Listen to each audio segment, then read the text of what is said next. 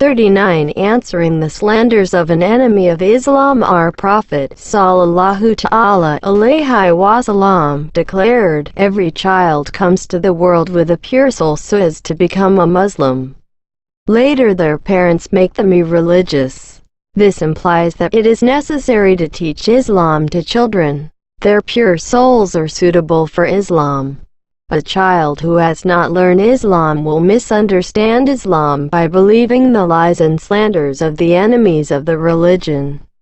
It will think that it is retrogression or evil.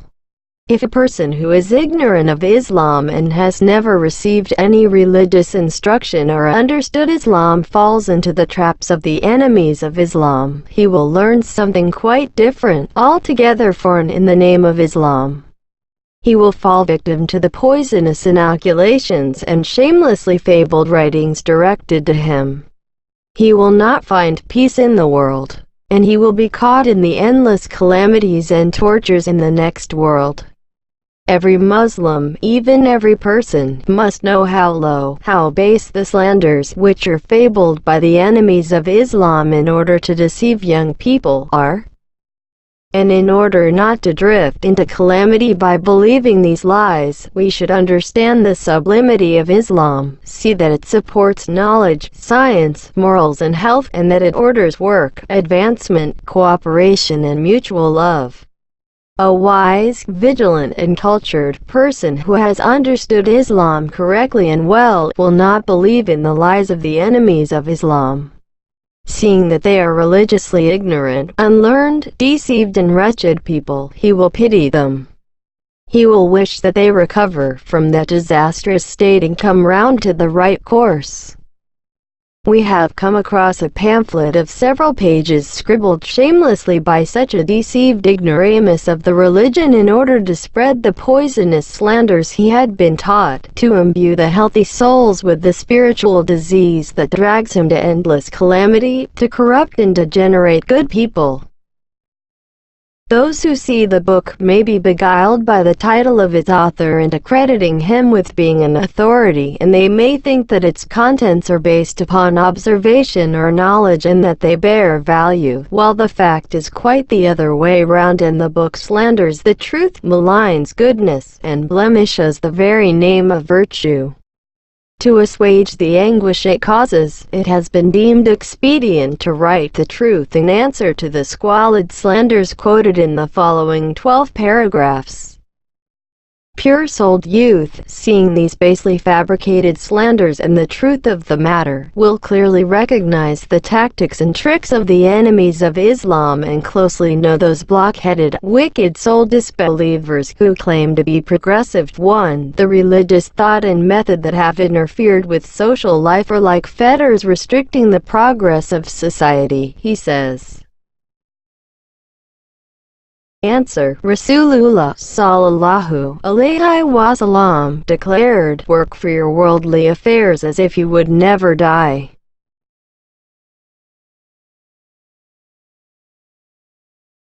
A hadith Sharif quoted by Al-Imam al-Manawi states, "Al-Hikmatu Dalat al-Mumin." Scientific knowledge is the lost property of the believer.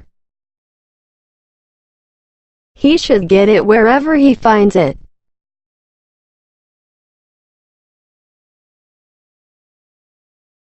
Whether inimical or friendly, all men of science unanimously state that the Islamic religion supports the progress of societies and sheds a light on the way to civilization.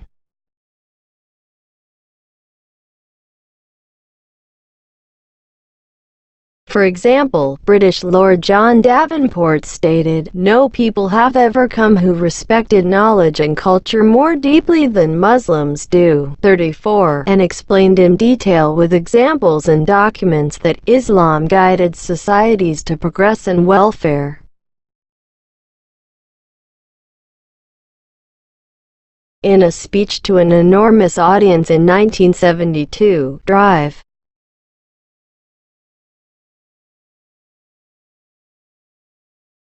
Kiris Traglor, American professor of history at the Technical University of Texas, stated that the source of inspiration and development for the European Renaissance was Islam, that Muslims, coming to Spain and Sicily, had laid the foundations of modern techniques and developments and had taught that scientific progress would be possible only through improvement in chemistry, medicine, astronomy, navigation, geography, cartography and mathematics, and that these branches of knowledge had been brought to Europe through North Africa and Spain by Muslims. He further stressed the contribution of written Islamic knowledge on valuable parchments and papyri in the useful development of the modern press. 35. The lies of an immoral, vicious enemy of Islam, who has no share in knowledge besides sheer title, certainly cannot cover up this fact. The sun cannot be plastered with sticky mud. 2. It is necessary, he says, to rescue the state from the fetter of religion. To catch up with the contemporary Western civilization, attainment of a real secular system is required. Answer. In Islam, completely liberal democratic states based upon knowledge, morals, righteousness and justice have been established. It protects the state against being a plaything in the hands of political swindlers. Capitalists, dictators and servants of communism deem such a free regime as a chain, a fetter against their own cruelty, torture and immorality. Murderers, thieves and dishonest people see justice and criminal code as chains for themselves.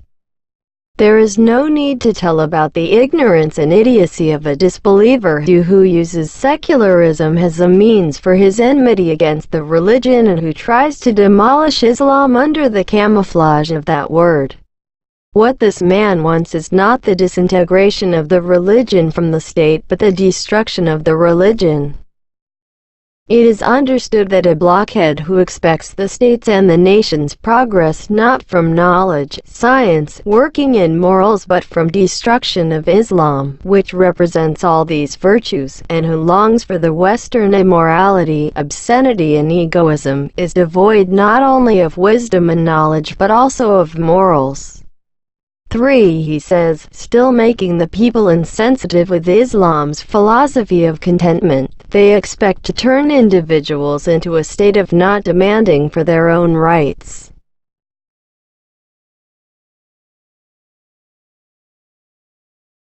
On the pretext that they will prevent communism, they defend the concepts of slavery and the next world held by the people.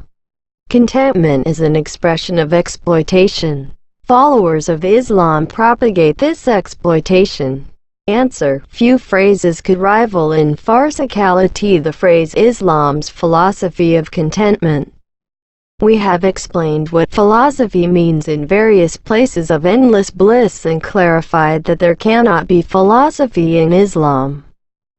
Such an incorrect phrase shows that a person who uses it knows nothing of Islam or philosophy and that he, by memorizing many phrases without being aware of their meanings, makes up masses of words in order to spread his enmity against Islam. For centuries, the enemies of Islam have been disguising themselves as religious men and doing their damage under such a mask. But today they attack under the guise of various professions and arts after obtaining a title or position. Those liars who, in order to deceive Muslims, disguise themselves as scientists and present their non-scientific statements as scientific knowledge are called impostors of science. Not only Islam but also the ethical books of every nation praise contentment. Contrary to what this impostor of science fables, contentment does not mean giving up one's rights and being idle. Contentment means to be content with one's rights, with what one earns, and not to violate others' rights. And this does not make people idle but encourages them to work and make progress. Islam, contrary to this impostor's fibs, does not defend slavery but commands the emancipation of slaves. Slavery exists not in Islam but in the regime of dictatorship and in communism.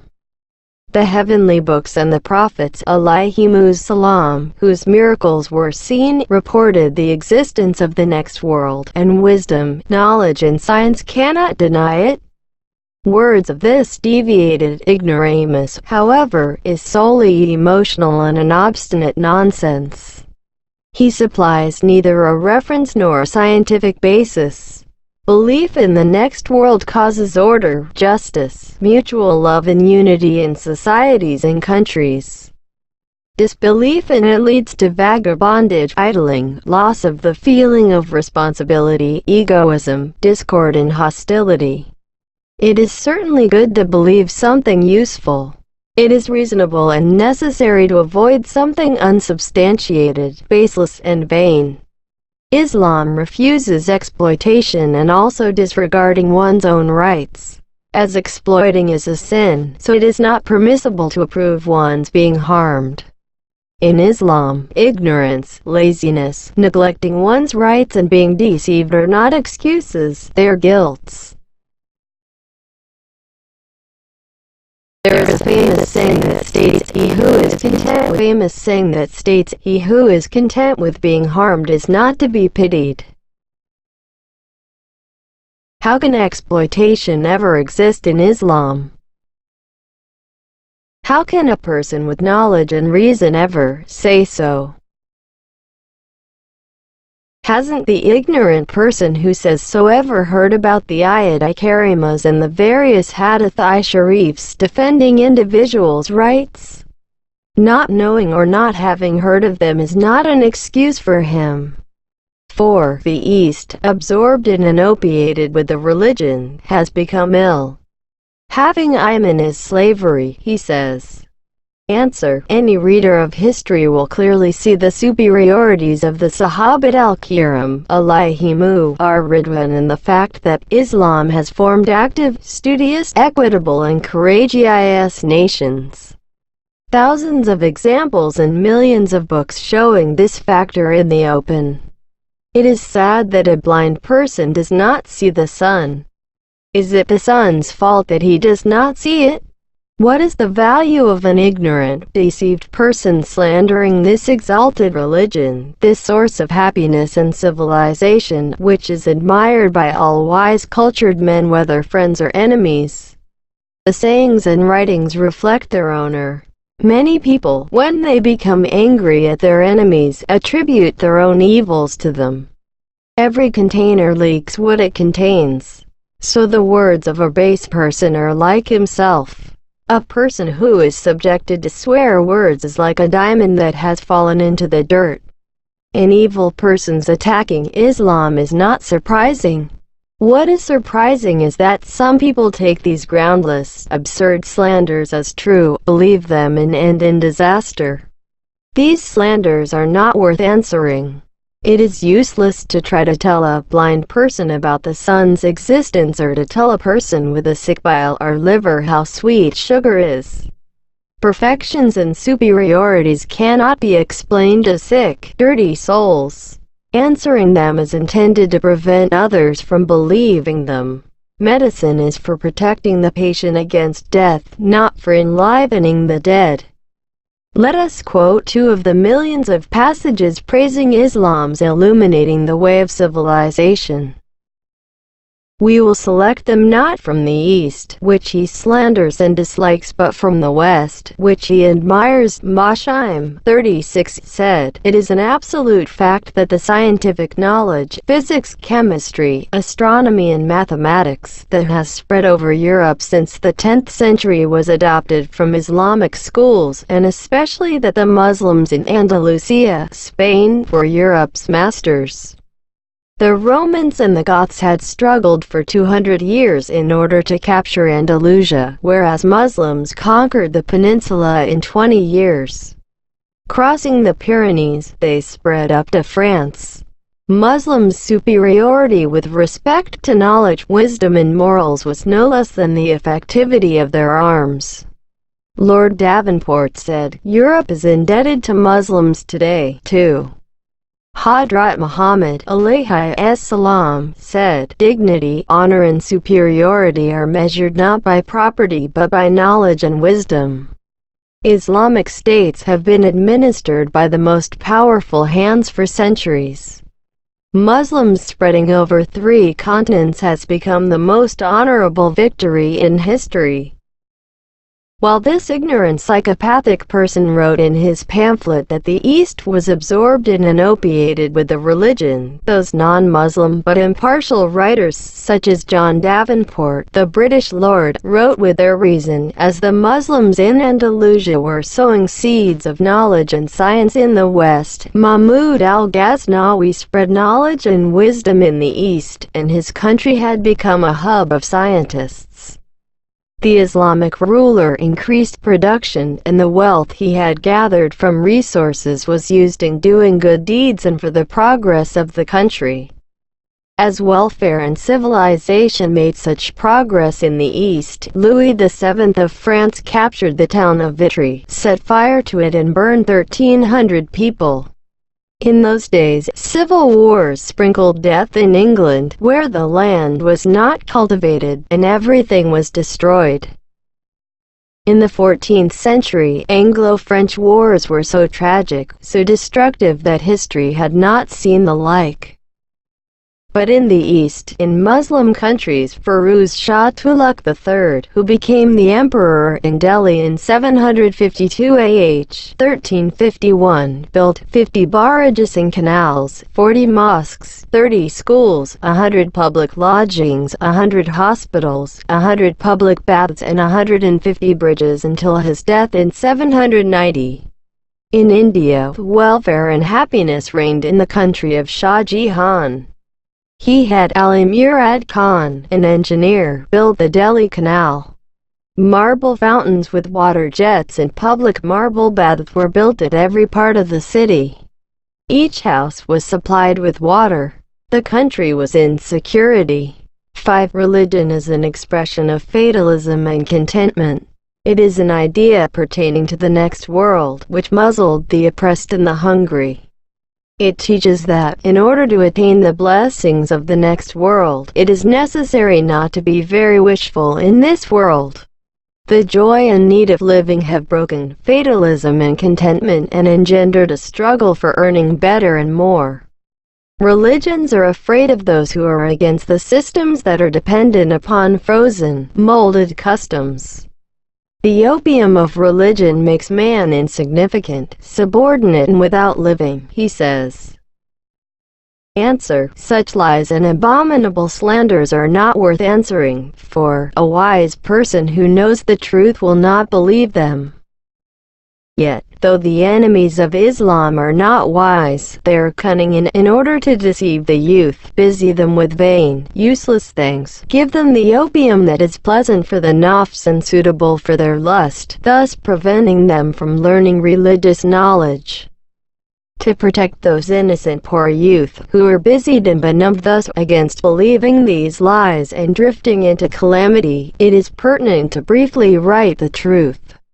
A fortunate young person who reads our book Endless Bliss well will learn Islam correctly and precisely. He will not believe any slander, because our Prophet sallallahu alaihi wasallam recommended that we should be learned, by stating, "He who has knowledge becomes a Muslim. He who is ignorant will get deceived by the enemies of religion." It is right that religion is the belief in fate and contentment. But fate, contrary to what this poor ignoramus thinks of it, does not mean not to work or not to wish much. Qadar means that Allahu Ta'ala knows beforehand what people will do. Allahu Ta'ala commands men to work. He praises those who work. He declares in the 94th ayat of the Surah An-Nisa, those who perform jihad, work and struggle are higher and more valuable than those who sit and worship instead of performing jihad. Rasulullah sallallahu alaihi wasallam stated, Allahu Ta'ala likes those who earn by working. As it is understood well from historical studies and from the chapter Earning and Trade in the Turkish version of Endless Bliss, Islam is the religion of working and earning. Rasulullah sallallahu alaihi wasallam commanded progress and improvement each day by saying, "He who has remained at the same rate on 2 successive days or has not made progress, has deceived himself."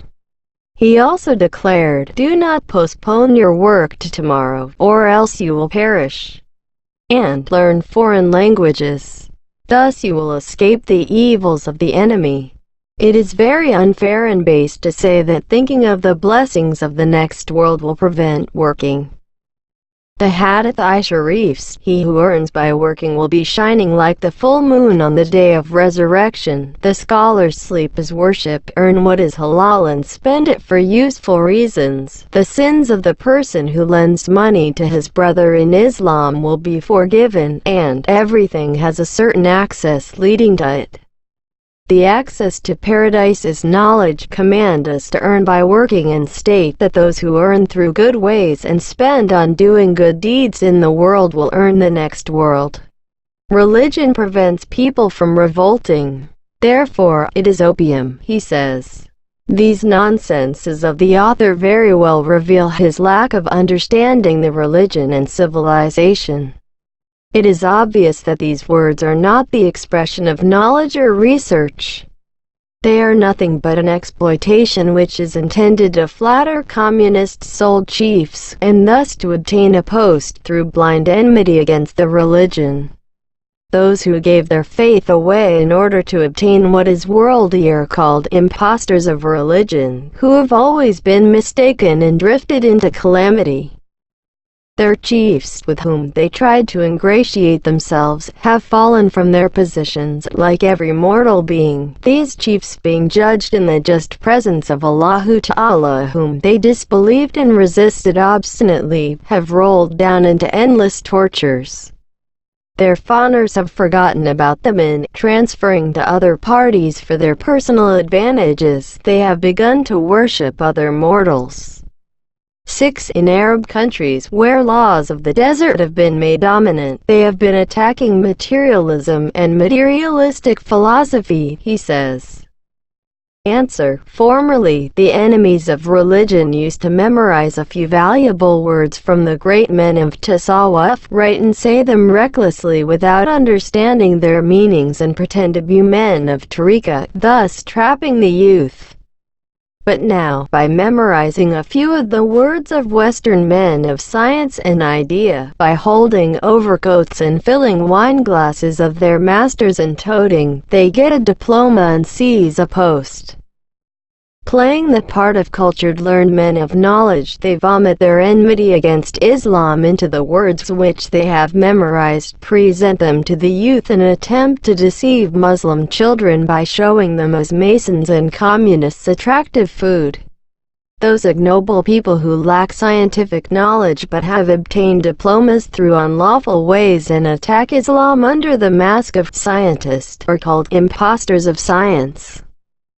At one time, one such fake scientist became the authority of a district with the help of his dubious diploma. Seeing that the people did not regard him as a person of consequence, he held a meeting, gathered the villagers and men of religion and spewed such terms as materialistic philosophy, modern, illuminated men. Seeing that everybody respected the men of religion but took no notice of him, he had a fit of rage. He uttered base terms exposing his dirty character and evil thoughts. Meanwhile, alluding to the men of religion, he said, "He who has not been to Europe is an ass." The Mufti Effendi, being out of patience, said, "Has your exalted father ever honored Europe with his presence?" When the other deigned to give the reply, "No," with a coarse voice, the Mufti Effendi concluded, "Then your exalted person is an ass through father," thus making the authority fall into his own trap.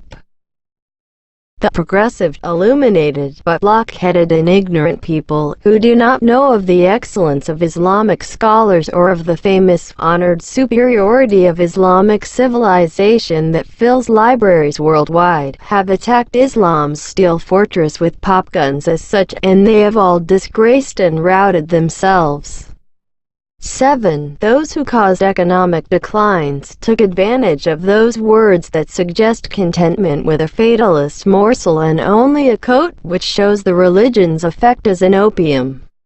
Civilization means to wish for more economic prosperity and to struggle for this. But the religion broke benumbed these movements for the development of the society with such suggestions as contentment with fate, the next world and spirituality, he says.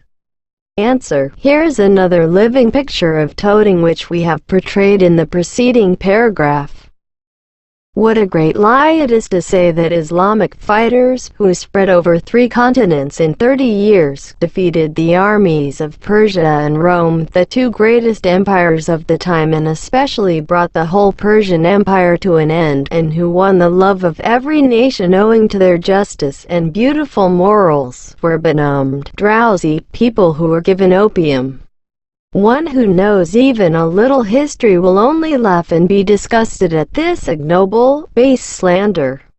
Islam commands people to work and make progress and promises paradise to those who earn and help the poor. If this writer had seen the works of Islamic art, which Europeans and Americans marvel at, and their articles praising Muslims' accomplishments in knowledge and science, he would have perhaps been ashamed to scribble these lines. We say, perhaps, for it is a virtue to bear the feeling of shame, and it is out of place to expect shamefulness from a non-virtuous person. Islam commands Muslims to work and earn. Contentment does not mean to be content with only a coat and sit idly. Muslims are not so at all. Contentment means to be content with one's own earnings and not to cast a covetous eye on others' earnings. It was Islam which brought civilization to Europe, for Islam shows the ways of economic prosperity and commands people to work for attaining it. The following hadith-i-sharifs, and many others, show that the above-quoted words are basely invented slanders. The most benevolent, the highest of people are those who are the most useful to people. The best of favors is to give alms. The most benevolent of you is the one who supplies people with much nourishment, and the most benevolent among you is the one who does not expect from others but works and earns. 8. What has handicapped efforts of reaching a standard civilization in the course of history is the imperative power of religion. The imperative authority of religion, which hinders the purposes of revolutions, should be annihilated, he says. Answer: this fake scientist repeats civilization and strives to hypnotize young brains with this magical word. He thinks it is civilized to establish enormous, heavy industries and to make electronic machines and nuclear-powered factories as means of using fornication and women as diversions, and to become bosses by smuggling foreign exchange, lying, deceit and speculation, or to satisfy bestial desires by living at the expense of the working class. The civilization that the scholars of Islam described and commanded Muslims to attain is Tamir-i Balad wa Tarfa-i Ibad, that is, it is to develop countries by constructing buildings, machines and factories, and to utilize technology and all kinds of revenues for people's freedom, welfare and peace.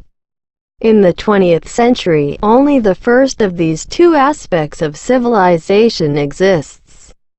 Though improvement of technology is dazzling, economic and technical discoveries are being used for enslaving people, for cruelty and torture. Communist states and dictatorial regimes exemplify this. The 20th century is a century of technology. It is far from being a century of civilization. The socialist writer is very realistic in his wish for annihilating the religion, for Islam prohibits immorality, dishonesty, exploitation, hypocrisy, dictatorship, denouncement and, in short, every kind of bad behavior that gnaws humanity.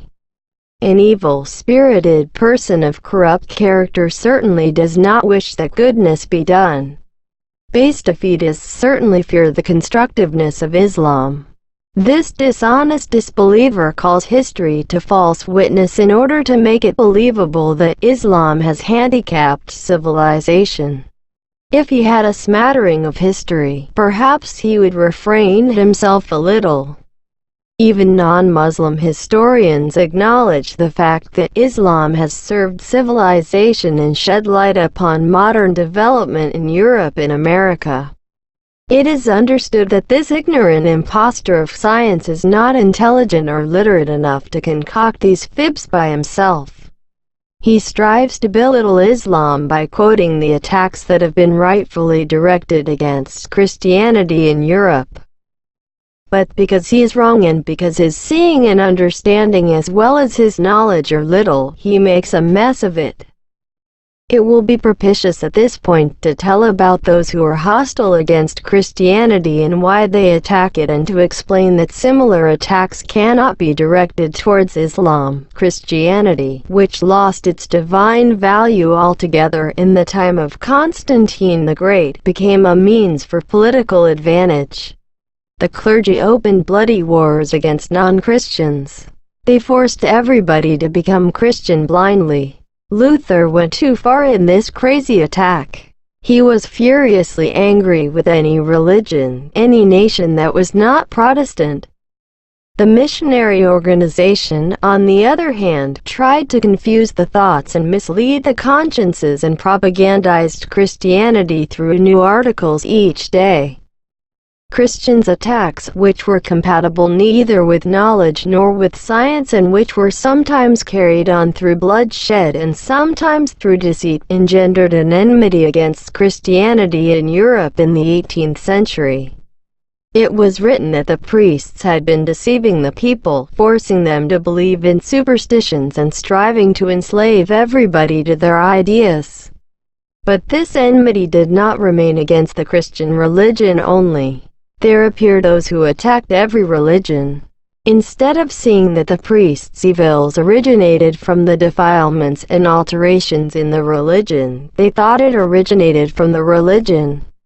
Without studying religions, they attributed the evils of Christianity to the religion and attacked religions. One of those who went furthest in the enmity against religion was Voltaire.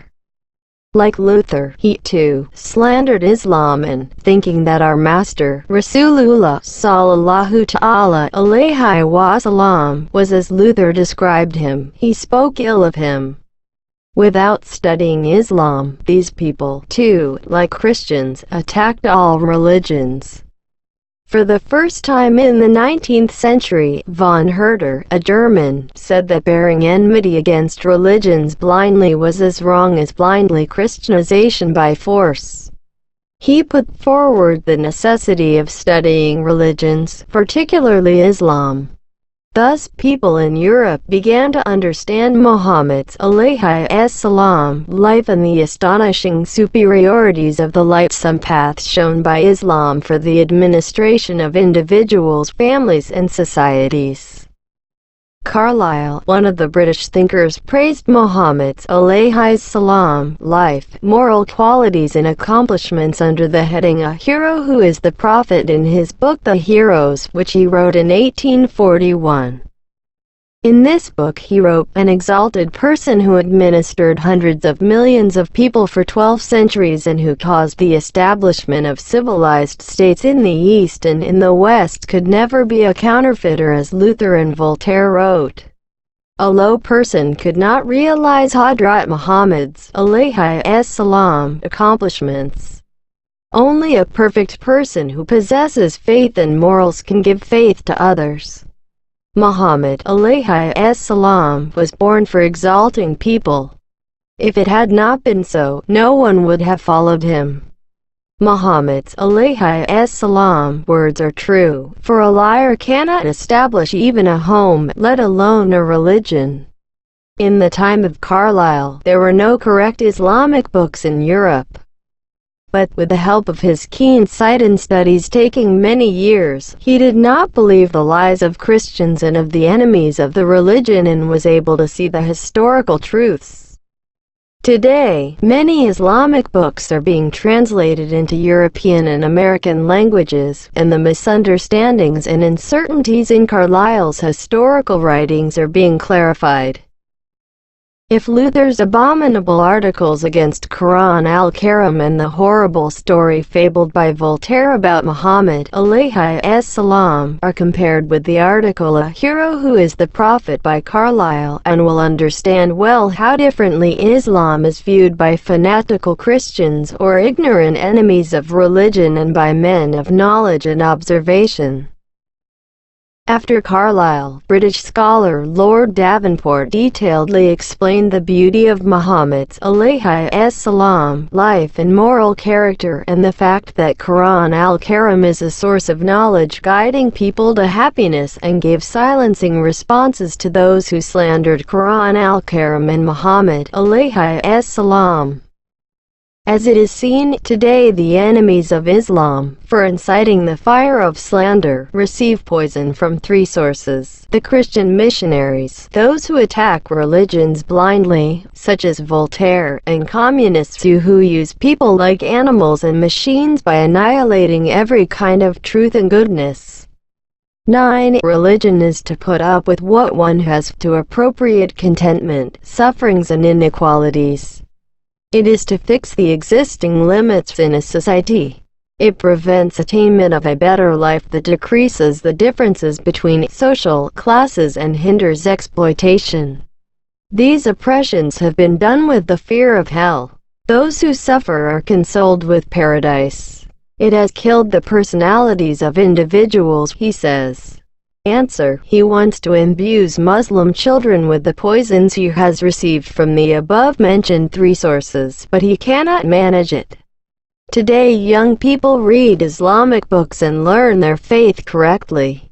Rasulullah sallallahu alaihi wasallam declared, "A person with equal earnings on 2 successive days has suffered loss." The Muslim must make progress every day. A wise young person who has heard of this command and carefully read the command forwards by Hadrat Umar, the Caliph of Rasulullah alayhi salam, will certainly not believe the lies of this ignorant person who passes for a progressive man. Islam commands not the approval of inequalities but justice and their eradication. The Hadith Sharif, "I came in the time of a just ruler," praises even the justice of the disbelievers without heavenly books. A Hadith Sharif written in Al-Munawwiyah ad-Dailami declares those who will be first to enter paradise are the just judges and the just statesmen. Does this Hadith Sharif command and promote causing sufferings and inequalities, or avoiding sufferings and inequalities? Our reader's conscience will certainly answer this correctly, and it will be understood very well how deviated the disbelieving writer is and whom he is striving to serve. Islam commands zakat, lending and mutual help. It informs that those who obey these commandments, which abolish the differences between social classes, will go to paradise. Not those who suffer pain but those who resign themselves to the giver of the pain, the Creator, will enter paradise. Islam is a progressive, dynamic religion that guides to the best life. Islam does not fix the existing limits but gives freedom to statesmen in keeping step with the contemporary conditions of trade, industry, agriculture, and war technology, and in applying every kind of scientific discovery for making progress. Allahu Ta'ala ordered or even His beloved Prophet alayhi salam, the highest and wisest human being in every respect, to consult with the Sahabat al-Kiram. Hold counsel with them. Each Khalifa of Islam had counselors, councils and men of knowledge. It was not permissible for them to do anything without consulting. There should not be any changes or reforms in ibadat, but advancement and progress in technology and worldly affairs are commanded. It was for this reason that Islamic states established everywhere in the East and West became advanced in every respect. They became guides for the entire world. Islam is a religion that provides personality and freedom of idea. Each Muslim is more valuable than the entire world. 10. The religion resulted in internal and external exploitation.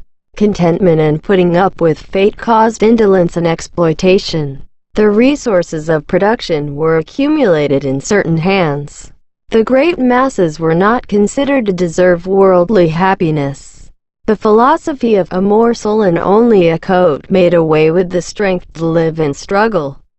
Hope for the next world caused suffering and inconvenience, he says.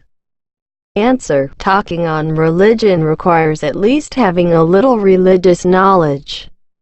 By likening Islam to today's capitalists and communist exploiters, his attacking the religion as such indicates his enmity against Islam, an enmity which is so excessive that it blinds the eyes and covers the intellect with anger.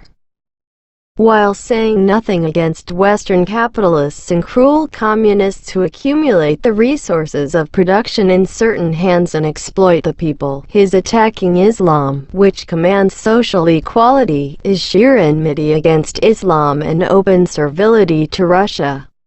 Because he does not have any Islamic knowledge, time and again he attacks contentment and belief in Qadar. In the name of civilization, he talks only about economy and earning money. He does not understand that contentment is a factor that prevents psychiatric diseases, removes incompatibility and hostility and maintains order in societies.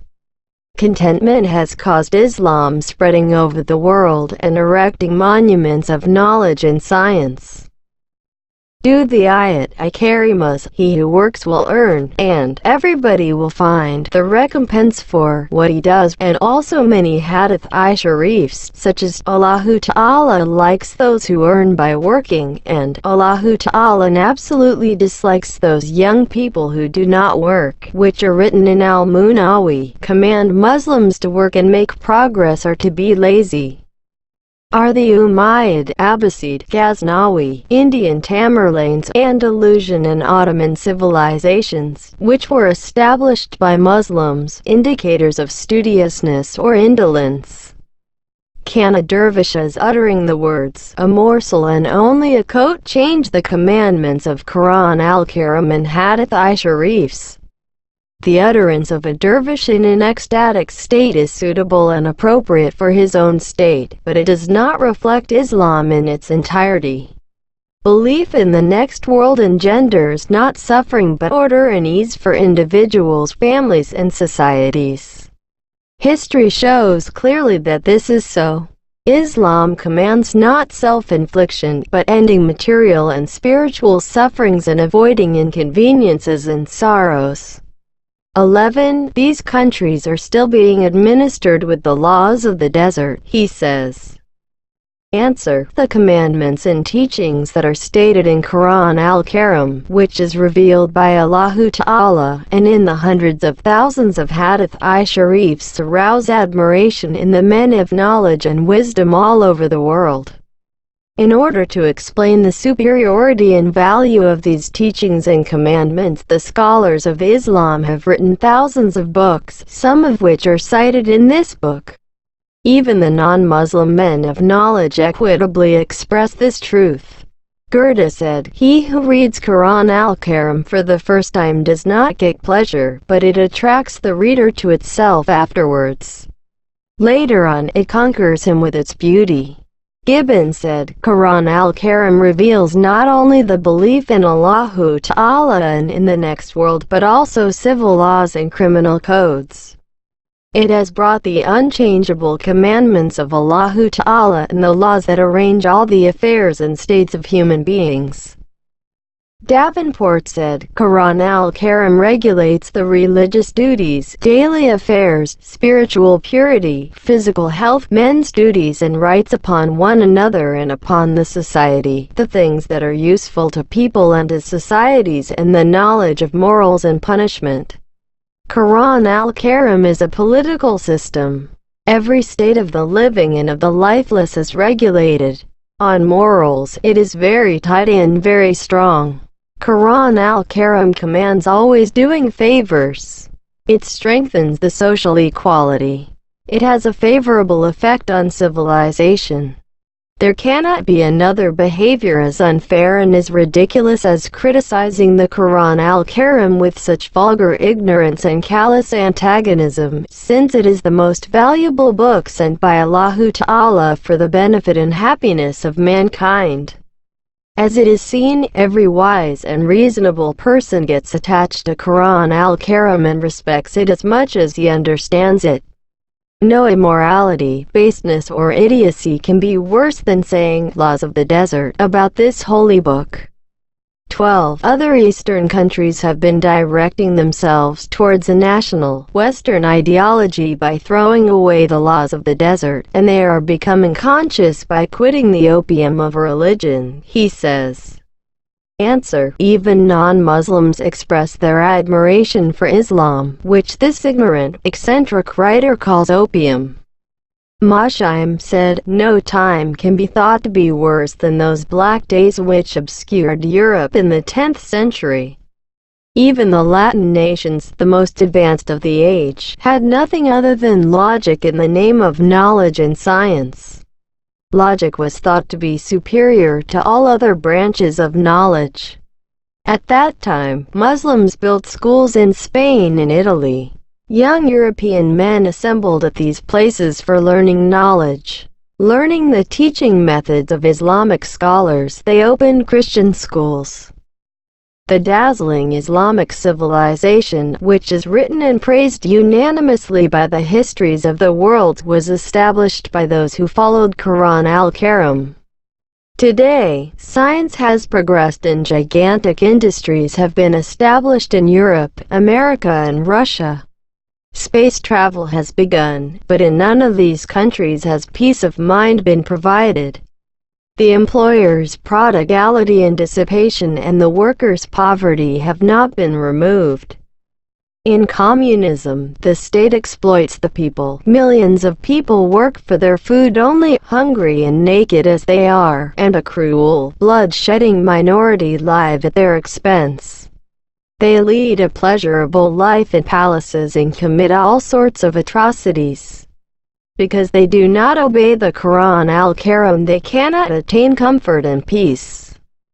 For being civilized, it is necessary to imitate them in science and technology, to work and accomplish as they, since the Quran al-Karim and Hadith I-Sharifs command making progress in science and arts. For example, the Hadith I-Sharif reported by Ibn Adi and al-Munawi, Rahmatullahi Ta'ala alayhima, declares, Allahu Ta'ala certainly likes his slave who makes progress in science and has a craft, and the Hadith I-Sharif written in Hakim at-Tirmidhi and al-Munawi declares, Allahu Ta'ala certainly likes to see that his slave has a craft. Accomplishing solely this, however, does not suffice for being civilized. The blessings that are earned should be shared equitably, and the worker should get the equivalent of his labor. And this justice can be obtained only by following the Quran al-Karim. Today, Europe, America and Russia are successful in those areas wherein they work in conformity to Islam. However, since the advantages are not distributed in accordance with the principles of justice in the Quran al-Karim, the people cannot attain comfort and peace, and class conflicts cannot be avoided either. Those who do not obey Quran al-Karim can never become happy. Those who obey it with belief or without believing in it, that is, whether they are Muslims or not, get as much benefit from it in this world as they obey it. Those who believe and obey it get benefit from it both in this world and the next. They live in comfort and prosperity in this world and will attain to endless felicity, infinite blessings in the next. Both history and daily events show clearly that this word is true. This means to say that those who do not follow the way shown by Quran al-Karim, whether they are Muslims or not, will drift into as much harm and calamity as they get away from the way shown. Sakip Sabancı, a well-known Turkish businessman, has narrated that when he was in America for an important heart operation, a Protestant priest employed in the hospital visited him before the operation and said, "Tomorrow, an important operation will be performed on you. You do not belong to my religion, you are a Muslim. But all of us believe in the same Creator. All of us are his human slaves. It is a duty for all his slaves to trust themselves to him at such a delicate time as this. Therefore, I will pray for you tonight." Sakip Sabancı's comments on this were, "I cannot express how much these words of the priest moved me and encouraged me." The following is his article published in a daily on May 8, 1981, with the title, "Turning Towards the Spiritual Values, It is Seen that There Are No Limits for Improvement in Science and Technology." However, another apparent reality is that improvements in science and technology, increase in material power, and the daily betterment of standards of living are not sufficient to provide men with happiness. And above all, after a certain stage is reached, improvement in science and technology and success in increasing material wealth are perfected by having spiritual and moral virtues.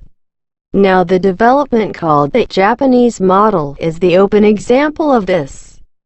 The aspiration for Japanese type of export and Japanese type of industry is frequently repeated in everyday life in Turkey nowadays. The Japanese learned manufacturing cars at giant establishments in the United States of America. In a short time, however, they were able to compete with these establishments in international and even American markets. They could manage selling products in a more successful way. To my belief, there are three reasons for this achievement. 1. Technology. 2. Working by maintaining discipline. 3. Adherence to traditions and spiritual values. Transfer of technology from one county to another is possible despite its certain cost or hardships. But disciplined working, adherence to traditions and spiritual values can never be transferred as soon as they are paid for. Unfortunately, these factors have fallen into a situation of being neglected and slighted in our country. When we attentively observe our past and compare it with Japan, we see that the Turks have been one of the rare nations of the world in respect to adhering to traditions, maintaining discipline in working and observing spiritual values. Turks have a strong family structure. The members gather around the old one in the family. There is high regard for him, and he is responsible for protecting the young. The Turk is in a struggle for the sake of his country, flag, religion and chastity. This is a holy fight for him. At war, he fights in the name of Allah. When starting a new work, he begins with his name. He entrusts the ones he loves to Allah. There is a system of manners and traditions regulating the crafts and trade among the Turks. Old societies of tradesmen, the guilds, the protector masters of every craft, and master, assistant master and apprentice relations are the examples of discipline established by the Turks in the field of trade and crafts. And the religion of Islam has also been one of the fundamental spiritual values, providing for centuries the attachment between millions of Turks scattered to every corner of the world. While evaluating the profile of our Turkey towards the second half of 1981, there are many uses in remembering these spiritual values which we possessed in the past but have neglected in recent times. We cannot attribute the faults of the serious social and political disorder which we are now trying to get out of solely to economic reasons. Towards our population that exceeds 50 million and increases 1 million a year, we are obliged to provide a country at a level of contemporary civilizations and a quality of living conformable to human honor. However much successful we would be, it is apparent that it is hard to keep the 50 million people happy altogether by only increasing the material means. It is our most important duty to seek and put forth the spiritual values common to all, which will attach the 50 million together and give the determination to work more and peacefully and to realize getting 50 million united around this training. Belief in Allah, fearing Him and the religion of Islam are the essentials that will give hope and determination to work to those who have remained helpless before material problems. It is seen that spiritual development is needed in order for economic development to be useful. Please remember that the astronaut who landed on the moon had the book of his religion in his pocket. Then, our objective should be to possess the technology and ability to travel to the moon, but in case we possess this technology and means to continue to seek Allah's power and support, we must maintain our search for making use of the high strength of Islamic religion in encouraging our new generations to spiritual values. We are obliged to lay stress on the religious education as a spiritual support and orientation to civilization in schools. Before much more time is lost, we should start sufficient religious education in our schools. Adherence to traditions will result in mutual tolerance about thoughts and actions and in especially mutual love and respect, which we greatly need. It will minimize and calm mutual opposition and help in the foundation of internal peace. Thus, more authentic and stronger social establishment comes out. Otherwise, it is very hard to make happy and govern the masses of men who are devoid of spiritual values and traditions. Social order will not easily be established in such a society. In Quran al-Karim, it is stated, "Do not lag, do not worry. If your belief is firm, you will certainly succeed." We hear and read that today people all over the world try to know one another more closely and now look from a different point of view at many of the things they used to refuse. Let me give you a simple example. Especially the Americans used to claim that there were many cruel rules in Islam and put forth the thief's hands being cut off as the principal one among them. We were astonished and could not help smiling at the recent proposal of Douglas Huff, American senator from the state of Illinois, who, upon the rapid increase in cases of robbery in his state, said that it shall be passed as a law that the hands of the thieves should be cut off as it is done in Muslim countries.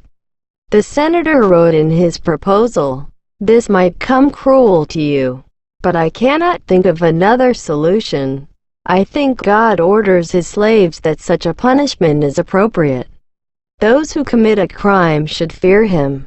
As you see, men get closer to the rules of Islam day by day.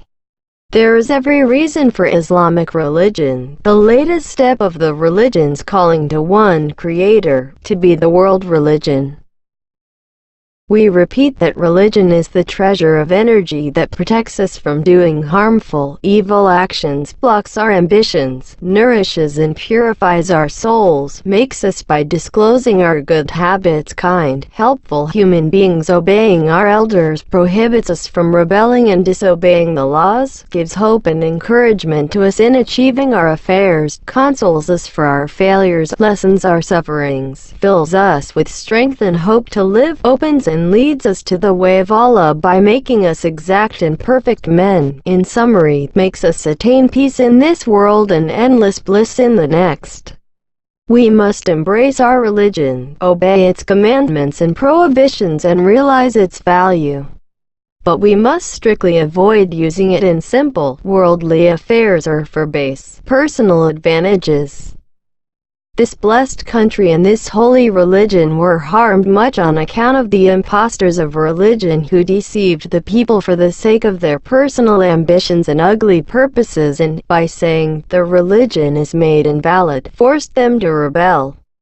Impostors of religion and those of science have made much damage to the happiness of this country, of our nation.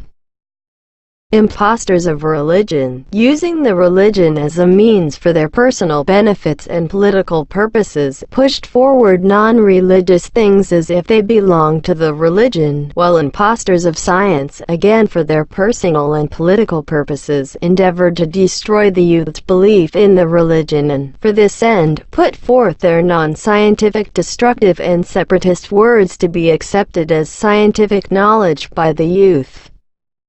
Impostors of religion, pretending to be religious men, exploited the people's adherence to their religion, while impostors of science, pretending to be scientists and showing off their diplomas in science, exploited the people's confidence in scientific knowledge.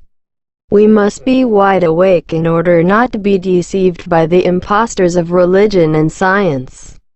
In recent times, too, there have appeared some hypocrites who want to use the religion and science as the means for politics. It is seen that most of the anarchists and bandits, who have been caught with their bombs, telescopic guns, anti-tanks, rockets and transmitting and receiving radio sets, have come out to be the impostors of science at the universities. The remaining are the workers or male or female students deceived by them.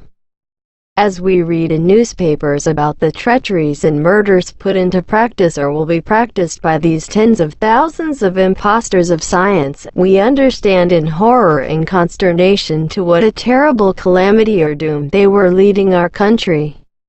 We do not know how to thank the commanders who, responding to the nation's call for help, stopped this terrible course and rescued us from this catastrophe.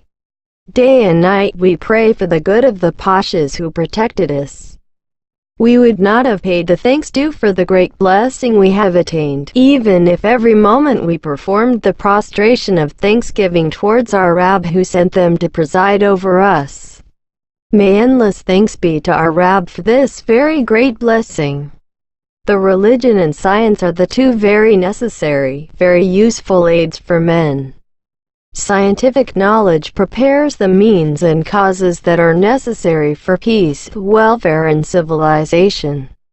And the religion facilitates the usage of these means for peace, welfare and civilization. Communists have founded giant industries, enormous factories and dazzling rockets and satellites with the help of the scientific knowledge they stole from Germany and America. Yet, only science is existent in them. There is no religious component. That is why they use scientific products in torturing their people, attacking other peoples and raising rebellions and revolutions in other parts of the world. They are turning every place into dungeons. Their advancement in science results not in civilization but in savagery. Peace, welfare and human rights are violated. Millions of people are put into destitution for the sake of the minority's pleasure. For this reason, we must endeavor to learn the real religion and to be true Muslims.